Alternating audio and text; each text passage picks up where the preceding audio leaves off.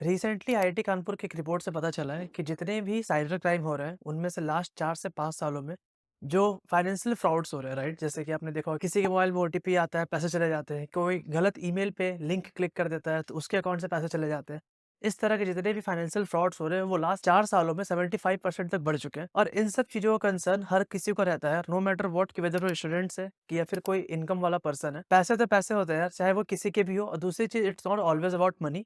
बहुत बार अगर आपका कोई पर्सनल डेटा अगर मार्केट में लीक होता है या किसी दूसरे के जो लोगों के हाथ में लगता है, तो वो भी एक तरह से गलत है। और इन सब चीज़ों में जो फँसने का रीज़न है ना, वो बहुत सिंपल है यार। बहुत बार हम बहुत अनऑथराइज्ड वेबसाइट्स को एक्सेस करते हैं। बहुत बार ऐसा होता है कि हम लोग कुछ अलग ही वेबसाइट से पहुँच जाते हैं। वहाँ पे बहुत सारे मैलिशियस लिंक होते हैं, बहुत सारे ऐसे अट्रैक्टिव इमेजेस रहते हैं।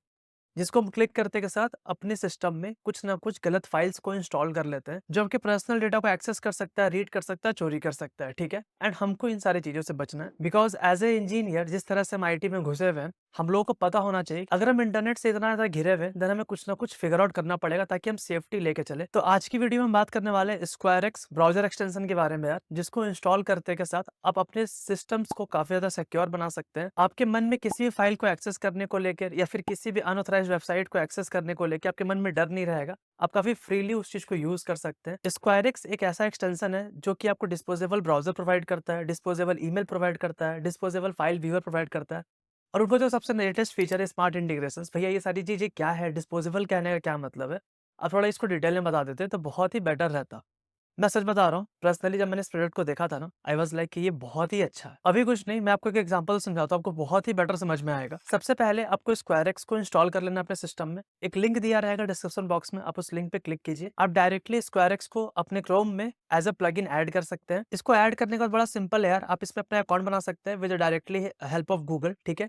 एक बार आपका अकाउंट सेटअप हो गया, देन यस, आप इसको डायरेक्टली यूज़ कर सकते हैं अपने ब्राउज़र में। अब देखो यूज़ कैसे करना है, क्या करना है समझते हैं। देखो एज़ अ क्रिएटर मुझे काफ़ी सारे स्पैम ईमेल्स आते हैं, राइट? बहुत बार ऐसे मैलिशियस ईमेल्स भी आते हैं, लिंक्स भी आते हैं, जिसको अगर मैंने क्लिक किया, डेफिनिटली समझ लो मेरा अकाउंट तो गया।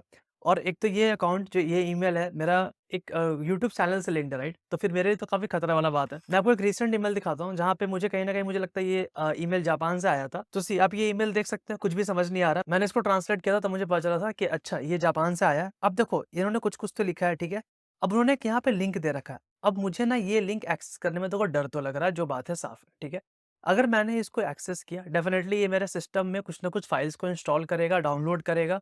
हो सकता है कुछ ना कुछ उसने स्क्रिप्ट रन कर दिया, मेरा लैपटॉप तो फिर गया। I can't take a risk. उससे पहले समझिए, जैसे कि लेट्स सपोज़ मैंने यहाँ पे स्क्वायरएक्स का ये एक्सटेंशन है, मैंने इसको क्लिक किया, हाँ जी।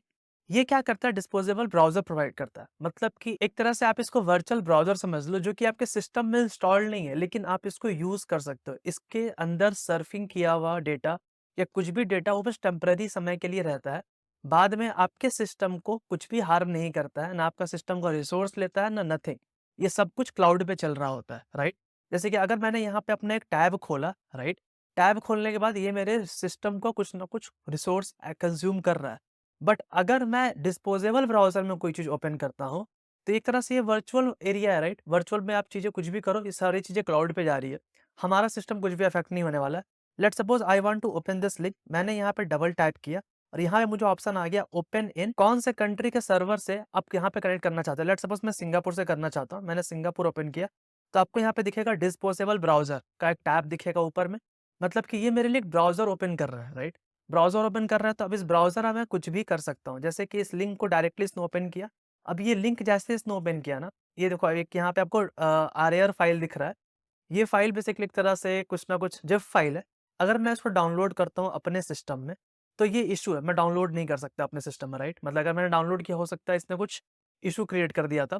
लेट्स सपोज़ ये वर्चुअल ब्राउज़र में आप कुछ भी सर्च कर सकते हो। जैसे आपने सर्च किया YouTube, hello, world, bye, prince, ठीक है?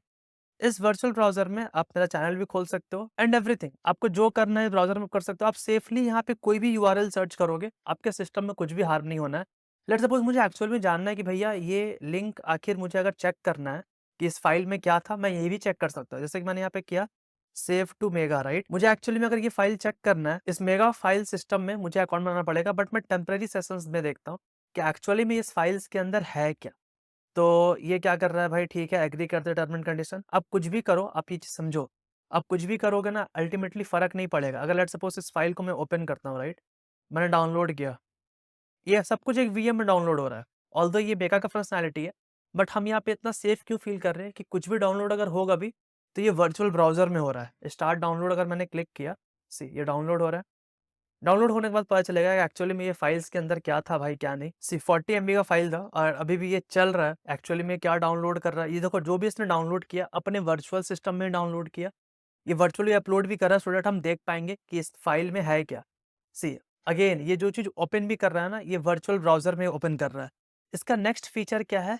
डिस्पोजेबल फाइल व्यूअर, मतलब कि अगर हमें कोई फाइल देखना है, फाइल हो सकता है मैलिशियस हो, इधर इमेज हो, कुछ भी हो, जैसे कि अगर इसकी बात करते हैं, तो ये मुझे क्या करता है विदिन ब्राउज़र एक वर्चुअल एनवायरनमेंट प्रोवाइड करता है, जिसके अंदर आप फाइल देख सकते हैं, लेकिन वो फाइल आपके सिस्टम में नहीं है, क्लाउड में है, राइट? सी अगर इस फाइल को आप देखोगे ध्यान से तो डॉट ईएक्सई फाइल है। कुछ ना कुछ ये एग्जीक्यूटिव फाइल है यार। यहाँ लेकिन लिख क्या रहा है? मीशा वीडियो एग्जाम्पल प्रमोशन, राइट? मतलब कि कुल कुल मिला के मेरे पास बहुत सारे ऐसे ब्रांड्स आते हैं जो आपको प्रमोशन के लिए प्रोवाइड करते हैं। इन्होंने नाम दिया है कि ये वीडियोज़ प्रमोशन है, बट लास्ट में फाइल का एक्सटेंशन देखो डॉट ईएक्सई फाइल है। तो ये एक तरह का मैलिशियस फाइल है। अगर मैंने इसको इंस्टॉल कर लिया होता, डेफिनिटली मेरे सिस्टम में कुछ ना कुछ तो हार्म करता। ऑल्दो ये डॉट ईएक्सई फाइल है, तो ज़्यादातर ये चांसेस है कि ये विंडोज़ में रन करेगा, मैक में रन करेगा नहीं करेगा, I actually don't know about it. But ये तो साफ समझ में आ गया, नाम कुछ और है, फाइल कुछ और है। इस तरह से आप डिस्पोजेबल फाइल व्यूअर में फाइल्स भी चेक कर सकते हो कि एक्चुअली में फाइल्स में है क्या। एक जो सबसे अच्छा फीचर जो मुझे लगता है ना, इनका क्या है, अगर मैं इसको ओपन करता हूँ, आपको क्या दिखेगा? Disposable email. ये ईमेल एड्रेस जो आपको ईमेल आईडी दिख रहा है, राइट? ये email ID temporary email ID है। बहुत बार ऐसा होता है हम किसी वेबसाइट पे जाते हैं और हमको लगता है कि भाई इस वो उस वेबसाइट्स पे अगर हमें कुछ काम निकालना रहता है, no matter what, whether images को कन्वर्ट करना है या कुछ इमेजेस डाउनलोड करना है, तो हमें टेम्पररी हमें एक ईमेल माँगता है, राइट? और अगर हमने वो ईमेल दे दिया तो बाद में वो हमारे ईमेल्स को स्पैम से भर देगा। प्रमोशंस, एड्स, फलाना-ढिमका बहुत सारी चीज़ें भेजता है। हम उस समय सोचते हैं काश कोई टेम्पररी ईमेल होता जिसको यूज़ करते हमारा काम निकलता, बाद में तुम तिल लेने जाओ, हमको कोई मतलब नहीं है। तो इस केस में हमने क्या किया, हमारे पास स्क्वायरएक्स क्या फीचर प्रोवाइड करता है कि आपको टेम्परेरी ईमेल भी दे रहा है। आपको ये ईमेल पसंद नहीं आ रहा, आप यहाँ पे रीजनरेट करोगे, आपका दूसरा ईमेल आ जाएगा, ठीक है?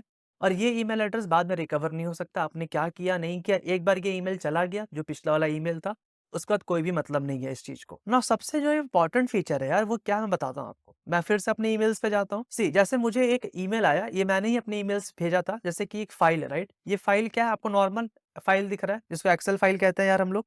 अगर मैं इस फाइल में जाता हूँ, अगर मैं एक टूल होता है जिसको हम लोग वायरस टोटल कहते हैं। अगर लेट्स सपोज़ मैंने इस फाइल को सेलेक्ट किया अपने सिस्टम में, राइट? और ये चेक करेगा फाइल, एक्चुअली ये फाइल मैलिशियस है कि नहीं, तो एक्चुअली में ये फाइल मैलिशियस है। बट जो जीमेल है वो इसको कुछ भी ऐसा मैलिशियस शो नहीं कर रहा है। उसके अकॉर्डिंग ये फाइल नॉर्मल है। अगर मैंने इसे ओपन किया या अपने सिस्टम में डाउनलोड किया, डेफिनिटली अगेन ये मेरे सिस्टम में कुछ ना कुछ ट्रबल करेगा। तो स्मार्ट इंटीग्रेशन क्या करता है, अगर मैंने इसको ओपन किया और यहाँ पे मैंने इसको ऑन किया, राइट? तो ये ऑटोमेटिक बता देगा कि ये जो फाइल है वो मैलिशियस डॉक्यूमेंट है, मतलब वो कुछ ना कुछ इस फाइल्स में गड़बड़ है भैया, आप प्लीज़ इसको अपने सिस्टम में डायरेक्टली इंस्टॉल मत कीजिए, आपको चेक करना है, डबल टैप कीजिए, स्क्वायरएक्स में ओपन कीजिए। तो इसने क्या किया, वर्चुअल फाइल व्यूअर में आपके लिए ये सिस्टम ये फाइल चेक कर लिया। अब ये क्या मैलिशियस है, क्या नहीं, I don't know about it, कि एक्चुअली में क्या गड़बड़ करेगा, लेकिन आप इसको चेक कर सकते हैं। तो सी आपको जो फाइल देखना था, आपने फाइल देख भी लिया और आपका सिस्टम का भी नुकसान नहीं हुआ, आपका पर्सनल डेटा का भी नुकसान नहीं हुआ। ट्रस्ट मी, बहुत ही मुझे एंगेजिंग लगा ये चीज़। आई थॉट कि इस पे एक वीडियो बनाते हैं यार। एंड आज के टाइम पे extensions are the new era, जहाँ पे हम लोग बहुत सारे फीचर्स को यूज़ कर सकते हैं without any installing any kind of applications और बिना किसी एक्स्ट्रा सर्विसेज को लिए हुए। आपको कुछ नहीं करना है, जो लिंक है वो डिस्क्रिप्शन बॉक्स में दिया हुआ है। प्लीज़ आप इसको अपने सिस्टम में एक बार प्लगइन को ऐड करके देखो। ट्रस्ट मी, आपका जो तरीका है सर्फिंग करने का वो बहुत बदल जाएगा। खासकर जो मुझे सबसे इनका बेटर जो अच्छा फीचर लगता है, वो मुझे कुछ-कुछ फीचर्स काफ़ी अच्छे, जैसे कि डिस्पोजेबल ब्राउज़र। आपको कुछ भी मैलिशियस लगता है, सर्च करना है या कुछ भी आपको चेक करना है, आप कर सकते हैं। एंड इवन आप यहाँ पे कंट्री भी चेंज करके फ़ायदा उठा सकते हैं, वीपीएन्स का भी, राइट? हो सकता है आपको किसी दूसरे कंट्री के सर्वर से कनेक्ट होना है, आप यहाँ पे इस चीज़ को भी फिगर आउट कर सकते हैं। एंड दूसरा जो मुझे सबसे फेवरेट लगता है वो था डिस्पोजेबल ईमेल। आप लिटरली इस ईमेल को कॉपी करके ईमेल सेंड कर सकते हैं। कोई भी पॉपअप अगर आएगा, लेट्स सपोज कोई भी बंदा अगर आपको इस ईमेल आईडी पे ईमेल भेजता है, देन डेफिनिटली आपको यहाँ पे पॉपअप भी आ जाएगा, अगर आपने ये प्लगइन इंस्टॉल करके रखा होगा तब, ठीक है? लेकिन एक बार ये ईमेल गया तो फिर गया। ये और भी अच्छा फीचर है भाई। तो यार इस वीडियो में इतना ही यार। अगर आपको मेरे वीडियोस अच्छे लगते हैं then please subscribe to my channel and smash the like button यार। That will really boost my confidence. And मैं इस तरह के कंटेंट अगर आपको अच्छे लगते हैं, अगर आपको और चाहिए, देन डेफिनेटली प्लीज आप मुझे कमेंट सेक्शन में बताइए कि आपको किस टॉपिक्स पे कंटेंट चाहिए, आपको क्या नया सीखना है। Definitely I will try to make videos on all that topics. So thanks a lot for watching this patiently. मिलते हैं नेक्स्ट वीडियो, तब तक के लिए बाय, सायोनारा।